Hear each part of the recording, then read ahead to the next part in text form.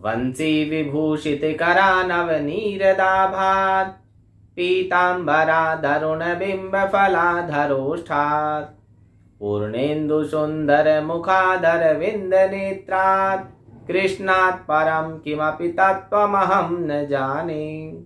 सर्वेभ्यो नमो नमः।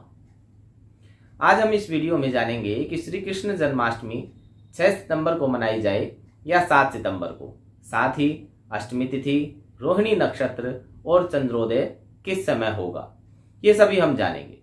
इन सबको जानने से पहले स्मार्त और वैष्णव को हम जान लेते हैं, क्योंकि जब भी कोई व्रत या त्योहार आता है तो उसमें स्मार्त और वैष्णव की संकल्पना अक्सर आपको पंचांगों में देखने को मिलती है।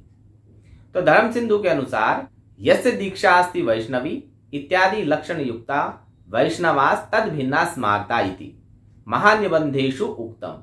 धर्म सिंधु के प्रथम परिच्छेद पेज नंबर 29 पर एकादशी के निर्णय पर वैष्णव और स्मार्त की संकल्पना के विषय में बताया गया है कि जिसको वैष्णवी दीक्षा दी गई हो ऐसे लक्षणों से युक्त वैष्णव कहलाते हैं।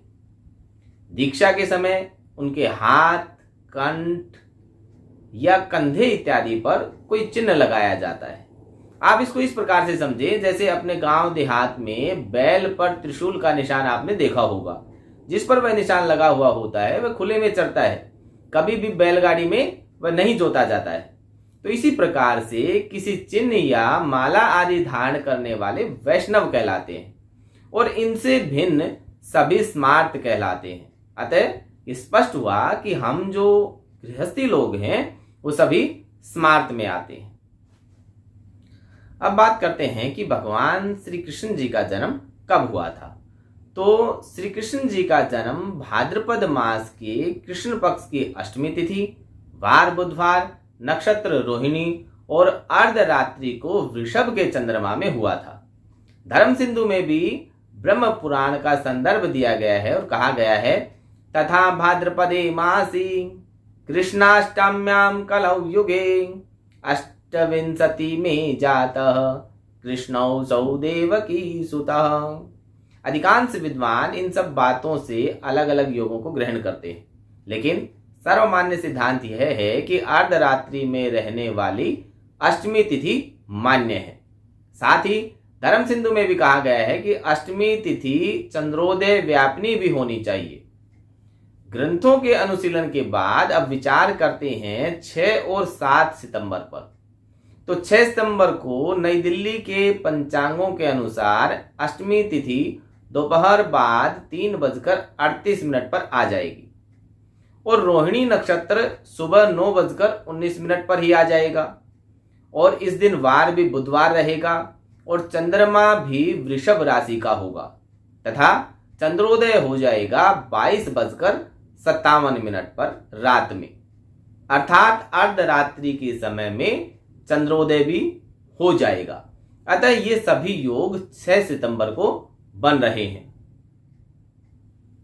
अब 7 सितंबर पर विचार करते हैं।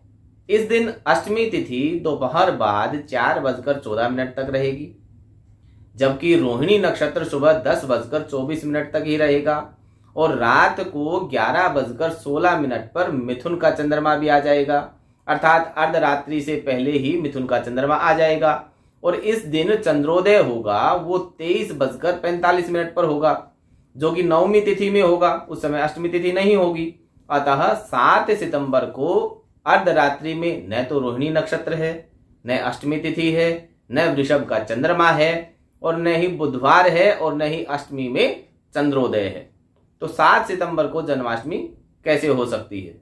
बाकी आप अपने विवेक से निर्णय कर सकते हैं कि 6 सितंबर को ही जन्माष्टमी मनाना ज्यादा शास्त्र सम्मत है। तो मेरा फर्ज है शास्त्रों के प्रमाणों के साथ तथ्यों को आपके सामने रखना, बाकी आप अपने विवेक से निर्णय करें।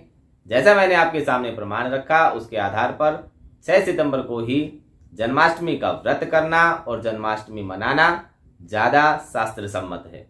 तो आप भारतीय संस्कृति के प्रचारक बनते हुए इस वीडियो को ज्यादा से ज्यादा शेयर करें, अपने व्हाट्सएप स्टेटस पर लगाएं ताकि ज्यादा से ज्यादा लोग सच्चाई को जान सकें और ज्यादा से ज्यादा लोगों तक सही सूचना पहुंच सके।